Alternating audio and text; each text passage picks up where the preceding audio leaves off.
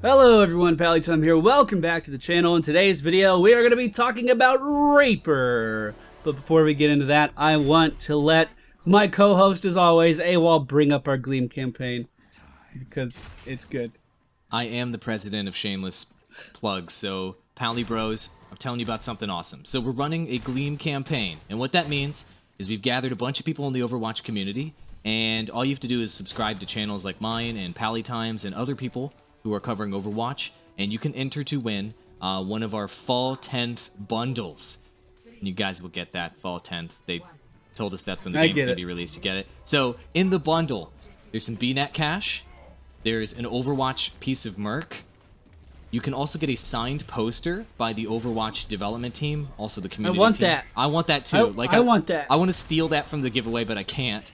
And then you can also get a PAX pin. So there's 3 bundles that you can enter to win, and all you have to do is subscribe to channels like Pally or my own. If you're already subscribed, you just hit the button and you enter. Link below.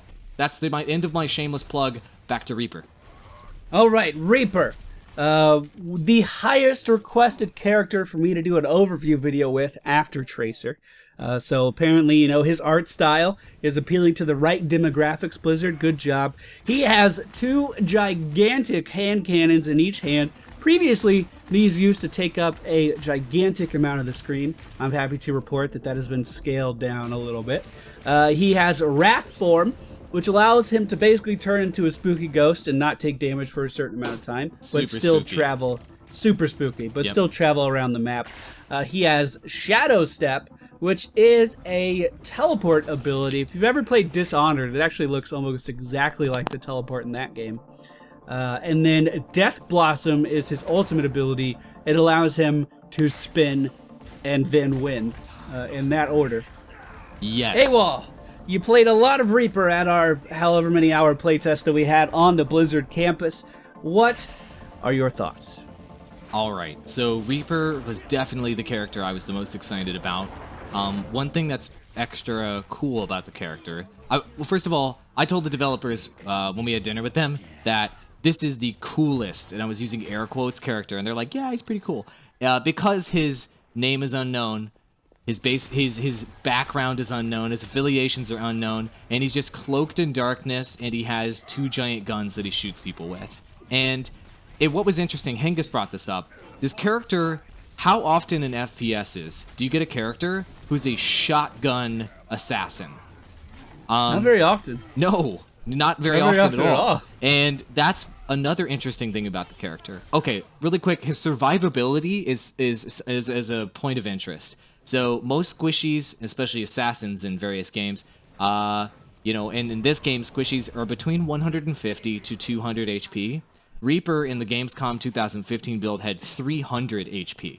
So he's more survivable because he has to be in melee range to do damage, or close to melee range to do damage. His shotguns are completely ineffective at medium range and long range. You might be able to pull a tiny bit of health off in medium range, but don't even try it, really, because it's going to be a waste of time. And one thing to bear in mind with a character like Reaper is I think almost all of this skill is knowing maps and knowing enemy positioning. Every time I got sick kills or I surprised the enemy team, it was because I had played the map a couple times, and that enabled me to kill people with Reaper. I agree wholeheartedly with that. I played him for 2 games. I ended up falling into my Hanzo trap where that ended up being the only character I wanted to play.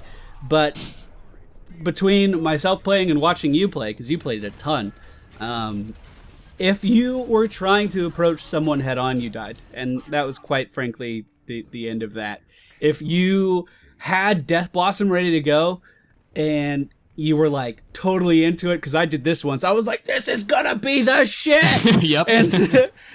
And I wraith formed right into the middle of a King of the Hill point that 6 people were defending, and I was like, alright, let's do it!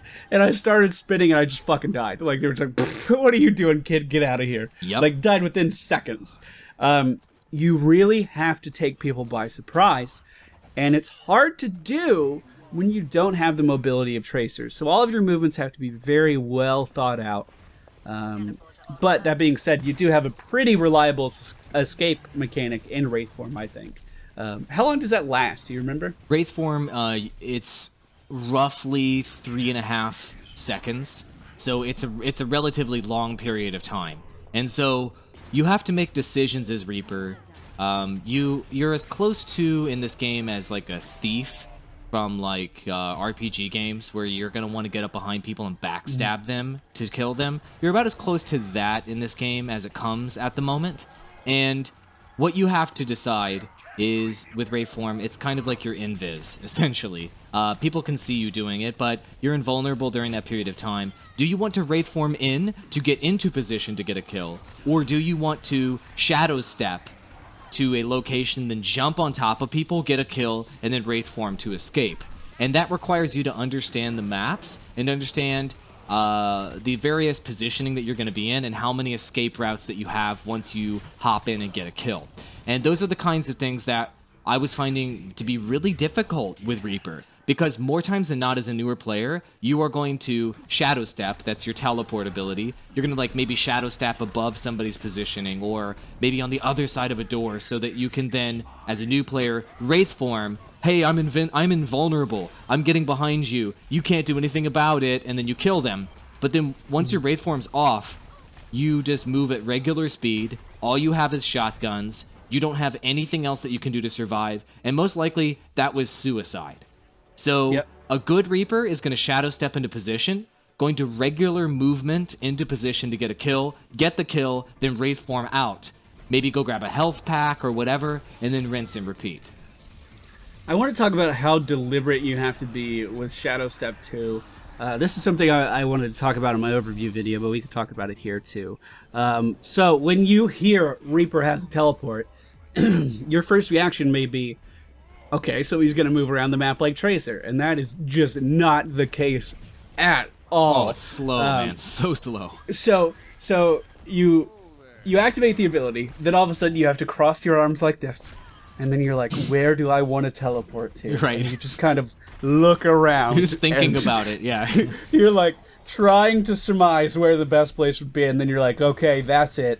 And then you continue to stand here with your arms crossed, and then you start to like sink into the ground and then pop up over there. It takes time. It is not something you want to use for an escape. Can you Wraith form and Shadow Step at the same time? Is that a thing you can do? No, I don't think you can do that. And even if you did, no, I don't think that you can do that. But like, say you were able to trigger Wraith form, and then you were going to Shadow Step after you triggered Wraith form, your Shadow Step takes so freaking long to engage that your Wraith form will be gone by the time you reach your location. So for me, Shadow Step was good for getting into positioning to, like we described earlier, get a kill. Also, Shadow Step was good to get back into the fight after you respawn. You can pretty much Shadow Step almost as far as the eye can see on any given map, so it can help you get back into the fight faster. It's not as good of a movement ability as something like Soldier 76's Sprint or Lucio's crossfade with movement speed or something of that variety, but it's pretty good to help you get back into the fight. So Shadow Step is awkward, it's slow. The thing that stood out to me with it when I first used it was, oh my god, this ability sucks, was my first input on the ability. I'm like, oh, this is terrible, I'm never using this again. And after a couple games, I realized that it's probably like 60% of the skill of using the character is shadow stepping into the right spot at the right time. Yep, I would totally agree with that. Once you get that down, you're gonna step up your gameplay a lot. And the Wrath form with the 3 to 4 second duration is usually enough time for you to even be in a long range of sight and dip out around a corner. So he does have a significant amount of survivability if you play him properly, if you're able to flank in the right manner. I want to talk about his guns really quick. Those hand cannons, the Hellfire shotguns is what they're called. First of all, they have a great sound. How do you feel about their attack speed? Is it just right? Is it too slow? What do you think? At first, I felt that it was way too slow. Oh, wow, my camera. Look at my camera right now. The sunshine. Okay, I bet our cameras look so different, with mine being ultimate sunshine, and yours is probably, like, clouded in darkness. No, I have my recording light on, but outside, like out my window right now, it looks like a hurricane's about to drop on my front yard. Is it really? Like, you're in Florida, so that's probably actually it's true. Normal.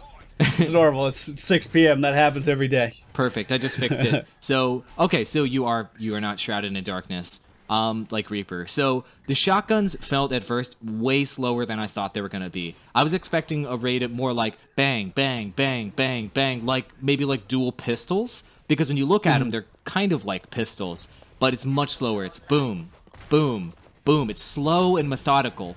So everything about this character is slow and methodical, like in every regard. Even your Death Blossom ultimate is slow and methodical, despite the fact that you are, shooting in every direction and your animation makes you look like you're freaking Neo from the Matrix. That's exactly what it looks like. Yeah. I never put that together. It does. Like, it's like you're running through and you're like, it's like the scene when he breaks into the bottom floor of the building and they're like, can you remove any metal objects? And he shows all the SMGs and stuff. It's like that. Even his ultimate is slow. Like, you hit that ability and you move at the speed of regular stuff. And, so Reaper needs the increased HP that he has. Now, here's what I would like to say about the shotguns, though. Though they fire slow, they do crap loads of damage. Yeah.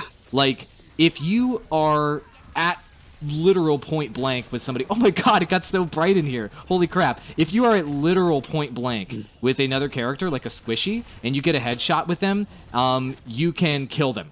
Like, instantly with a headshot with the shotgun if they take all the damage. So one thing that Reaper can do is he's a great tank killer. So there was a couple times where I felt really powerful with Reaper shotguns, his left clicks, when a Winston overextends, which that's what Winstons are supposed to do. They're supposed to overextend and get behind enemy lines. And the great thing about Winston is he is a giant freaking gorilla. And he has to face you from the front to use even his Tesla cannon or his Berserk. Or his Berserker ability, his ultimate.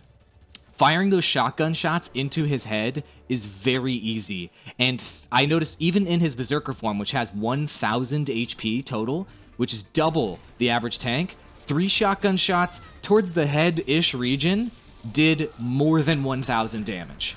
So just bear that in mind. Those shotguns are stupid good, but you have to be on top of somebody, almost like, almost reach out and touch them close. So positioning is basically everything for Reaper. 100% everything. The thing I noticed about his shotguns is that he doesn't reload them. He doesn't. Yeah. He's just kind of like, well, these are out, and he drops them on the ground, and then reaches into his trench coat thing and uses wizard magic, and he summons in more shotguns, and then he drops those on the ground when he's done, and this is just a continuous cycle. There's an effect in the game right now. Honestly, I want them to prolong this, but I understand that if it goes too crazy, there are going to be, like, computer limitations for it. Right. Where when you drop a gun or when someone dies, there's, like, physics for that. One time we were on offense and we were waiting for the game to start. We're kind of locked away in our starting area.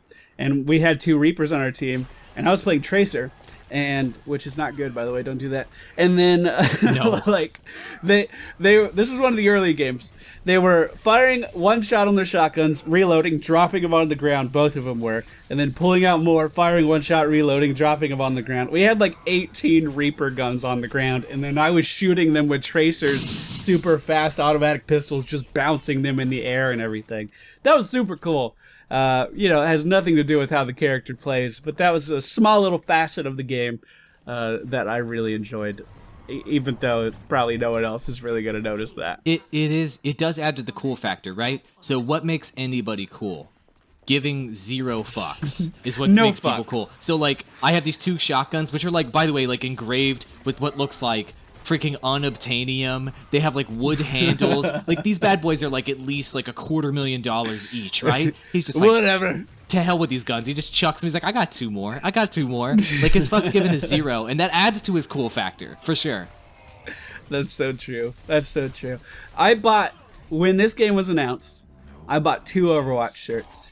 One of them has Winston on him because I love me some Winston, and the other was Reaper, because just his profile, his facial, just the skull thing he has going on is so dope. They did such a good job marketing this to our demographic. Such a good job. Oh, yeah. Let's talk really quick about his ultimate, Death Blossom. So in the gameplay, or like the ability video, especially the ability video, he just like hits the Q button and everything like instantly death animations, and it's like, wow, that's pretty good. And then you look at the gameplay footage itself from the gameplay preview. That footage showed a bit more of a realistic portrayal of how effective the ultimate is, but it still worked pretty much every time you tried it. As a new player going into using Reaper, do not expect that to happen. The first 6 times, I would say, me playing Reaper, I didn't kill anybody. And I was close to a lot of people, too, when I did it.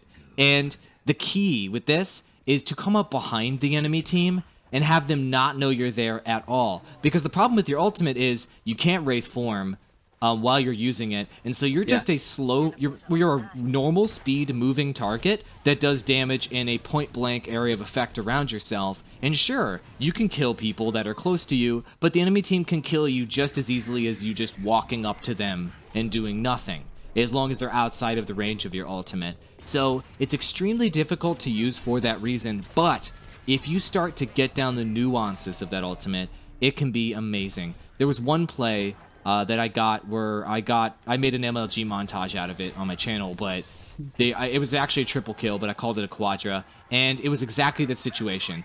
The entire enemy team was focusing on the front of the fight because our tank was distracting them. That's the kind of coordination that you need, so your Reaper can come in on the side and wipe out all the squishies on the back line. So think about Death Blossom in that way. And just bear in mind, when you use Death Blossom, you have no increased HP, you have no shields, you have nothing that's helping you survive when you wade into a pack of people. Like in any game, going 3v1, 4v1, and 5v1 is nearly always a terrible idea. And think that way when you're using Reaper's ultimate. It pretty much is a terrible idea, unless you're absolutely positive they're not paying attention to you, and you can kill them before they turn around and shoot you. Like I said, to reiterate what I did, I had my ultimate. This is my first time playing Reaper. I had my ultimate. I was like, this is going to be amazing. I'm going to kill everybody. Yeah. And then I used my only escape to get in and then died immediately while I was trying to spin. I could not agree with you more, AWOL. It is super situational, and you have to be in the right position to use it. Anybody who's played the game at all against a Reaper and has been killed by his ultimate will know that, oh, he's Wraith forming in close to us. What could he possibly be doing? There's only one thing that a Reaper who's moving towards a pack of you guys could be doing. He's about to hit his Q button. So the hard counter is walk away. It's that easy to counter. Yep. That's pretty much it. Whenever I saw you coming in on your Reaper when I was playing Tracer and I knew you were going to ultimate, like, you can kind of sense it after a while. Oh, he's about to Death Blossom. I would just get out, just blink twice. I'm totally fine. Then I would shoot you from range and laugh at you when I killed you. Andrew Franklin Walt? Was that Andrew Franklin Walt that I killed? I hate it, man. Like, you say it, even now, it's been like a month or a couple weeks since we were there. It still stings. All right, guys. Unless you have any final thoughts, I think we said everything that we needed to say. My final thoughts are that Reaper is super cool, and I'm excited to play him a bit more. And thanks to the Pally Bros for having me on the channel.